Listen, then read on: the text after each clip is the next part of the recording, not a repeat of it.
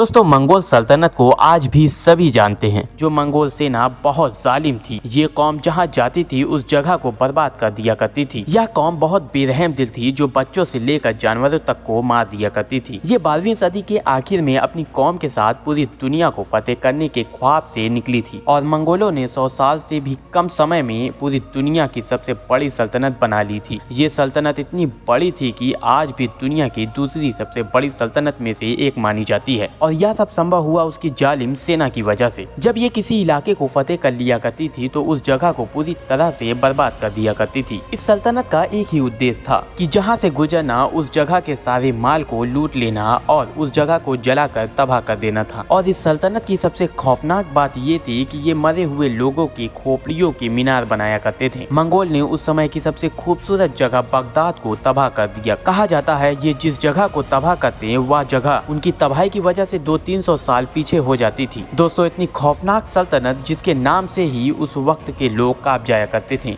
जिसने दुनिया के आधे से ज्यादा हिस्सों पर अपना राज कर लिया था। लेकिन हैरानी की बात यह थी कि इतनी बड़ी सल्तनत हिंदुस्तान पर कब्जा क्यों नहीं कर सकी, जो कि चंगेज खान हिंदुस्तान के बारे में सब जानता था। उस वक्त सबसे अमीर देश था। मंगोल सेना भारत पर शुरू से ही हमला किया करते थे, लेकिन क्या वजह थी जो दुनिया को अपने आगे झुका देने वाला मंगोल आखिर भारत पर कब्जा क्यों नहीं कर पाया। मंगोल ने जब भी हिंदुस्तान पर हमला किया लेकिन ये बार बार नाकामयाब रहे, जिससे इनको एक बुरी हार का सामना करना पड़ता था। हैरानी की बात ये थी कि भारत की वो कौन सी सल्तनत थी जो मंगोल की जालिम सल्तनत का सामना करके भारत को बचा रही थी। तो दोस्तों मैं बात कर रहा हूँ दिल्ली सल्तनत के बहादुर बादशाह अलाउद्दीन खिलजी की। दोस्तों मंगोल ने भारत पर बहुत से हमले किए, लेकिन सबसे बड़ा और भारी तादाद में सेना थी वह अलाउद्दीन के दौर में हमला किया गया था, जो कि आज भी इतिहास गवाह है कि भारत को मंगोल से बचाने का पूरा श्रेय अलाउद्दीन खिलजी पर जाता है। दोस्तों जिस समय अलाउद्दीन खिलजी ने दिल्ली सल्तनत पर राज करने की डोर अपने हाथों में ली थी, तब तक मंगोल की सल्तनत उस समय की सबसे बड़ी और ताकतवर सल्तनत बन गई थी। बड़ी से बड़ी सल्तनत में भी वो ताकत नहीं थी जो मंगोल का सामना कर सके। लेकिन 1298 की शुरुआत में मंगोल और खिलजी वंश से लड़ाई करने की शुरुआत हो चुकी थी। 6 फरवरी 1298 में दोनों के बीच जबरदस्त जंग हुई, जो कि इस जंग में अलाउद्दीन खिलजी की जीत हुई थी और मंगोल की ताकतवर फौज को मजबूरन भागना पड़ा। इस जंग में मंगोल की 20,000 से अधिक सेना मारी गई थी। अलाउद्दीन खिलजी की जीत से उन पर लोगों का और विश्वास बढ़ गया था और ये हमला मंगोलों का भारत पर सबसे बड़ा हमला था। लेकिन मंगोल भी इस जंग की हार से चुप नहीं बैठे और उसने अगली जंग की तैयारी की और